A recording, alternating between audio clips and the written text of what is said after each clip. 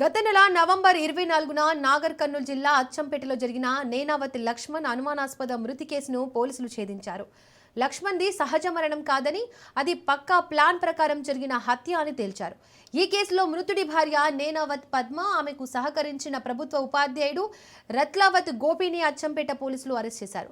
అయితే ప్రభుత్వ ఉపాధ్యాయుడు రత్లావత్ గోపితో పద్మకు ఏర్పడిన పరిచయం కాస్త వివాహేతర సంబంధానికి దారితీసింది. ఈ నేపథ్యంలోనే అక్రమ సంబంధానికి భర్త అడ్డుగా ఉన్నాడని భావించి ప్రియుడు గోపితో కలిసి భర్తను హత్య చేసింది భార్య. రైట్కి ఇదే అంశానికి సంబంధించి మోర్ డీటెయిల్స్ మా ప్రతినిధి సాగర్ అందిస్తారు. సాగర్, లక్ష్మణ్ హత్యకు సంబంధించి పోలీసులు ఏం చెప్తున్నారు? రైట్ దీపిక, ఏదైతే అచ్చంపేటలో గత నెల 24న జరిగిన ఎవరైతే నేనావత్ లక్ష్మణ్ అనుమానాస్పద మృతి కింద ముందుగా పోలీసులు అయితే ఆ కేసు అయితే నమోదు చేశారు.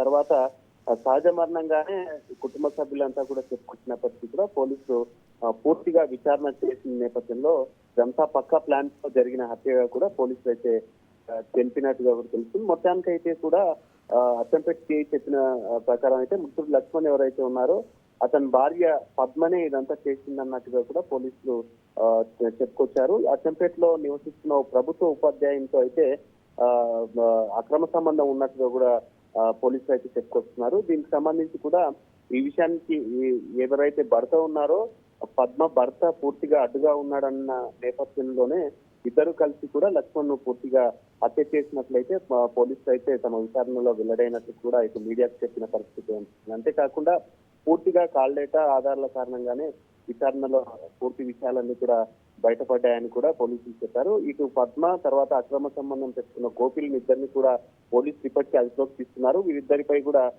కేసు నమోదు చేసి పూర్తిగా రిమాండ్ కు తరలించినట్టుగా కూడా తెలుస్తుంది. ప్రస్తుతానికైతే వాళ్ళు మహబూబ్ నగర్ జిల్లా జైల్లో ఉన్నట్టు కూడా తెలుస్తుంది. Right Sagar, thank you.